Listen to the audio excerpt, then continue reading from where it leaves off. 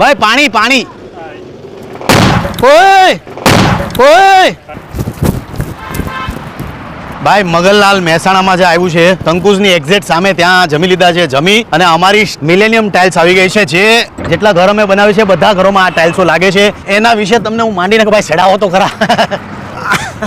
આજે અમારો કરજીસરમાં જે ઘર બનવા જઈ રહ્યો છે તો એની ટાઇલ્સો આવી ગઈ છે ને જેટલા ઘર બને છે એની ટાઇલ્સો એક સાથે આવી ગઈ છે. આમ તો મુકેશ અંબાણીથી લઈને ખજૂરભાઈથી લઈને ગુજરાતમાં જેટલા અમે ઘર બનાવ્યા છે તમામ જગ્યા પર મિલેનિયમ ટાઇલ્સ અમે વાપરીએ છીએ. તો આ જેટલી ટાઇલ્સો છે ઠલવી નાખીએ પછી કરજીસરમાં જે ઘર બને છે એની ટાઇલ્સનું કામ ચાલુ કરીએ. ચલો ભાઈ જાણે તો આપણે જેટલા લોકો કામ કરીએ ને તો બપોરે 1 થી 3 કામ કરવાનું જ નહીં કોઈને. આમાંથી કોઈક નહીં આપણી ટીમમાંથી બીમાર પડ્યું ને તડકાના લીધે લૂ લાગવાના લીધે હેરાન થયો ને તો આપણા કામમાં ટોટલ ઇફેક્ટ પડી જાય. ટ્રેનથી ભલે રાતે 12 2 3 વાગે પણ આપણી ટીમનો આજથી આ નિયમ.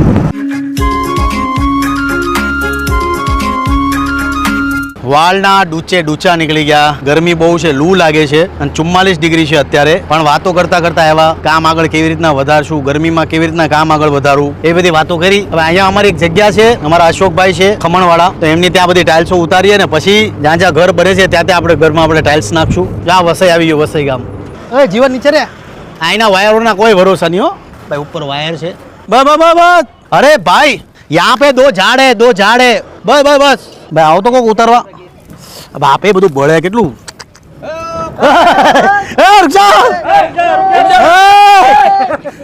આરામથી જોજો. બસ નીચે ઉતારો ને ભાઈ. પેલા તો કોક પાણી લાવો, પાણી બહુ તરસ લાગી ભાઈ. પાણી ઓય ટાયર ફૂટ્યું.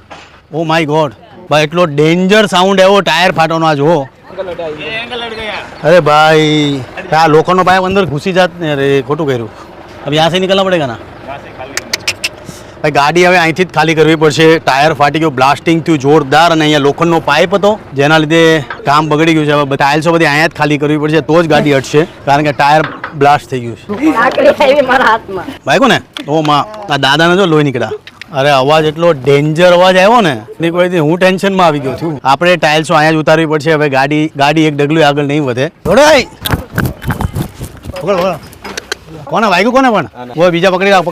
તમે પહેલા નીચે ઉતરી જાઓ ભાઈ. રૂમાલ લાવ. ક્યાં વાગ્યું? બહુ ધ્યાન. હું એટલે કહું કે ભાઈ બહુ સાવચેતી રાખવાની. ટાઇલ્સ વાગે જ ગમે ત્યારે. ભાઈ નિલેશભાઈને વાગ્યું હાથમાં.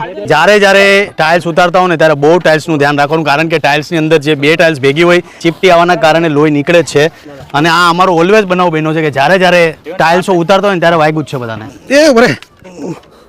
ભાઈ આવી રીતના ટાઇલ્સ ઉપડે છે. આવજો ભાઈ. પકડો ને ભાઈ. એક કરવા કરતા બે થઈ જાવ તોય વાંધો નહીં. આવો આરામથી પકડો.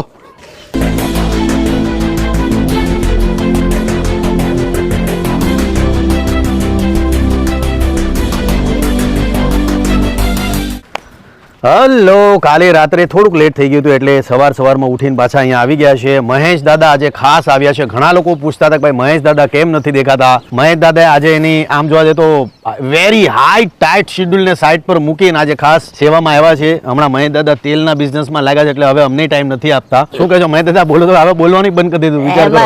એવું કઈ નથી તેલના બિઝનેસમાં પણ આમાં બધે કામ અલગ અલગ ડિવાઈડ કરીએ તો પોગી વળીએ. મહેશ દાદા ઓહો અમારા લેબાજી ખાસ ડોંગરવાથી ખાસ અમારા લેબાજી આજે સેવામાં આવ્યા છે. અને આજે અમારું ટાઇલ્સ નું કામ છે. આજે બિફોર અને આફ્ટર બધું એક સાથે બતાવશું તમને. આવી જાવ આ સાઈડ. દર વખતે અમે ગ્લોસી ટાઇલ્સ લગાવતા હતા પણ આ વખતે મેટ ટાઇલ્સ નો ઉપયોગ કર્યો છે. આ ટાઇલ્સ તમે જુઓ એકદમ મેટ સ્ટાઇલમાં છે ટાઇલ્સ. તો મહેશ દાદા શું કહેશો? ટાઇલ્સ નું સિલેક્શન બહુ જોરદાર છે. સારું ઘર બનાવ્યું છે. આમ તો થોડુંક આમ ટાઇલ્સ છે બધા થોડીક લાઇટ છે. મેટમાં પાછી લાઇટ છે ને. આ છે બાથરૂમ બંને ભાઈઓ માટે ખાસ. જેટલી જગ્યા હતી એટલી જ આપણે જગ્યા વાપરી છે. ઉપર પીઓપી નું કામ તમે જો. કાલે પીઓપી નું કામ મોસ્ટલી થઈ ગયું. અમે ટાઇલ્સ માં બિઝી હતા એટલે ટાઇલ્સ નું કામ આખો દિવસ સવારથી લઈને રાતના નહીં તો 10 સાડા 10 સુધી અમે ટાઇલ્સ નું કામ કર્યું. આ પીઓપી નું કામ એ દરમિયાન અમારી જે પીઓપી ની ટીમ છે કરીને જતી રહી. બહાર આ જગ્યા છે. આ જગ્યા પર અમે ઓસરી બનાવીએ છીએ. ઉપર છત ટાઈપ રાખ્યું છે. થોડુંક ઓલી સાઈડ ધાબુ પણ રાખ્યું. આ સાઈડ ધાબુ પણ રાખ્યું છે. બીજું આ ભાઈ સેક્શન વિન્ડો માટે આવી જાવ તો લાગી જાવ કરી નાખો. સેક્શન વિન્ડો નું કામ ચાલુ થઈ ગયું છે.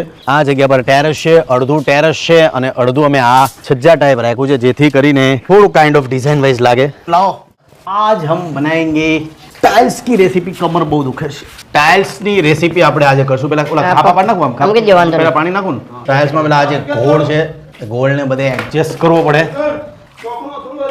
વધી ન છે ને अभी हम लोग डालेंगे थोड़ा ऐसा चीरा पाड़ने का આવી રીતના કરો અને એમાં પછી પાછું માલ નાખી દો નાખ દે શિવ નાખ આવી રીતના પાછું નાખો એટલે અંદર માલ પ્રોપર ભરાય ક્યાં બાત જોઈએ એમ ઘા ન કરવાનું દાદા દાદાજી તો ઘાત કરી દીધો એમ મને એમ કે 4 હાથ જરી પકડી નહીં અને એવા ચાલાક ને કે આમ બસ મારી આંગળી દબાવી ન જોઈએ એમ દુનિયાની ભલે આંગળીઓ દબાઈ જાય ને લોહી નીકળી જાય કાલ અમારા ઓલા ભૂદેવની આંગળી દબાઈ ગઈ લોહી નીકળી ગયા હતા દાદા સમજી ગયા કે આડા આજે મારો હું ઢોકળા કેમ કાપતો એવું આ ટાઇલ્સ નું અત્યારે કામ કરું ને તો આ કામ કરવાનું આવે ને ત્યારે મને એમ લાગે હું ઢોકળા કાપું છું પછી આમ આડા ઉભા મારે ને તો કાજુ કતરી ટાઈપ પર લાગે હો નાના આ પકડજો મૂકું છું ધીમે ધીમે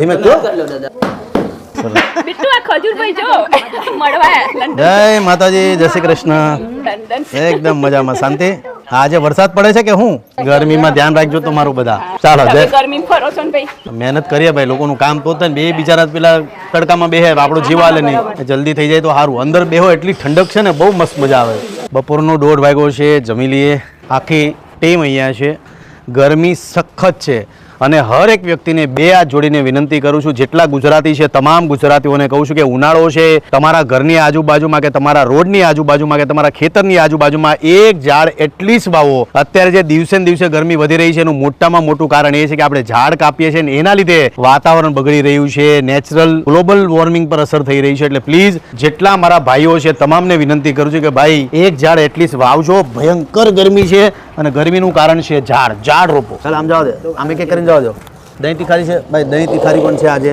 दही तिखारी अपने क्या ले अपने वाइट का तो है नहीं हमारे पास वाटका नहीं है इसलिए हम दही तिखारी का लाओ लाओ भाई है हमारे पास वाटका हाँ છે ગરમીમાં મોટામાં મોટો પ્રશ્ન ઓલવેઝ એ ઉભો રહીને કે ગરમી એટલી લાગતી ને ખબર નહીં કુદરતી ખાવાનું જ ન ભાવે એવું થાય કે નહીં આમ અંદરથી ભૂખ લાગી હોય બહુ કે આપણે આજે ખાઈ જ જવું છે જે મળે પણ પછી ખાવા બેસે ને એટલે ભૂખ જ ન લાગે સો ये है हमारी दही तिखारी मग છે ગોળ છે ટમેટા છે ભાખરી છે ને દહીં તિખારી છે ને પાપડ છે પણ પ્રશ્ન આખો એ છે કે ગરમીમાં ખાવાનું ભાવતું નથી તો જે કોઈ સલાહકાર હોય જરૂરથી અમને જણાવજો કે ભાઈ ગરમીમાં ભૂખ લાગે પણ જ્યારે જમવા બેસીએ તો ગરમીના કારણે ભૂખ નથી લાગતી અને ખવાતું નથી તો એના માટે શું કોઈ ઉપાય છે જરૂરથી કહેજો મને અને મારી ટીમને બહુ જરૂર છે તડકાના હિસાબે તડકામાં પાણી જ ભાવે બીજું કશું જ ન ભાવે તમે આ હનુમાન દાદાની કૃપા કયો તમે કિસ્મત કયો ડેસ્ટિની કયો ખબર નથી પણ આજે ચમત્કાર એવો થયો કે અમે બપોરે જમવા બેઠા વડસમા ગામમાં અને જમતા જમતા એવું થયું અમારી સાથે કે જમી અને ઊભા થયા હું જસ્ટ ઊભો થયો અને મેં કીધું કે ચાલો હાલો ગાડી કાઢો એટલું ખાલી બોલ્યો ને ગાડી ઓટોમેટિકલી રિવર્સ થઈ અને મારી બાજુમાંથી નીકળી ગઈ એટલી સ્પીડમાં નીકળી અને જોરથી ભટકાણી પાછળ જે અમારો શેડ હતો જાળીનો શેડ હતો એની હારે ભટકાણી એના સહારે ગાડી આખી ઊભી રહી ગઈ અમે દોડીને પાછળથી 10-15 જણાએ થઈને ભેગા થઈને ગાડી બહાર કાઢી અમે ગાડી બહાર કાઢ્યા પછી ગાડીની એક ખરોચ નથી મને એવું લાગ્યું કે ભાઈ ગાડી રિવર્સ થઈ ગઈ એટલે કદાચ હેન્ડબ્રેક ની ચડી હોય દોડીને એ જોયું તો ગાડીની અંદર હેન્ડબ્રેક ચડેલી હતી એટલે આ હનુમાન દાદાની કૃપા તમે કહી શકો કે કોઈને ખરોચ નથી આવી પણ ગાડી વિચારવાનો પ્રશ્ન એ હતો કે ઓટોમેટિકલી ગાડી રિવર્સ કેમ ગઈ ત્યાં કોઈ ઢાળ નતો અમે ત્યાંથી નીકળી ગયા પણ આને એક કિસ્મત કહેવાય એક દાદાનો ચમત્કાર કહી શકો તમે કે જીવનમાં તમે કોઈની સેવા કરો ને તો એ આડે આવે છે તમે કોઈ ગરીબનું કામ કર્યું હોય તો એ પણ આડે આવે છે અત્યારે કરજીસણમાં અમારું કામ ચાલુ છે કામ પતે એટલે પછી આગળની વાત તમને કહીશ એટલા માટે કહું છું તમને કે ભાઈ મારી સાથે જે પણ વસ્તુ બનતી હોય ઓલવેઝ તમારી સાથે હું શેર કરું છું એટલે આ એક નાનકડો ઇન્સિડન્ટ હતો એ તમારી સાથે શેર કર્યો કરજીસણ ગામના રમણભાઈ છે જે આંખે જોઈ નથી શકતા એમની ઈચ્છા એવી છે કે ભાઈ ખજૂરભાઈનો અવાજ સાંભળવો છે પોતે આવી નથી શકતા પણ આપણે એમને મળવા જઈએ કેમ છો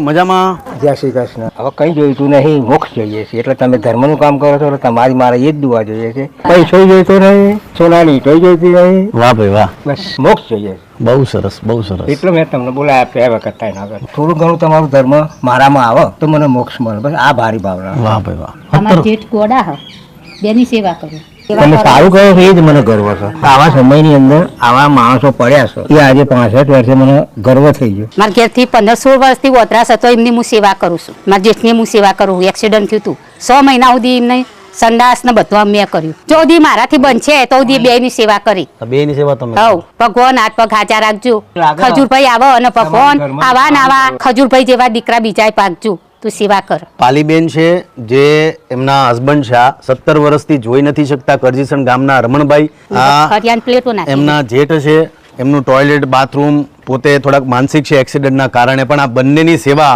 આ પાલીબેન કરે છે, કરજીસણ ગામના છે. આરામથી લેજે. જોજે નીચેનો અડે નહીં, જોજે મૂકતો નહીં અત્યારે નહીં મૂકતો. હા ના તો ગોઠવતો જ જા, જોજે અડે નહીં.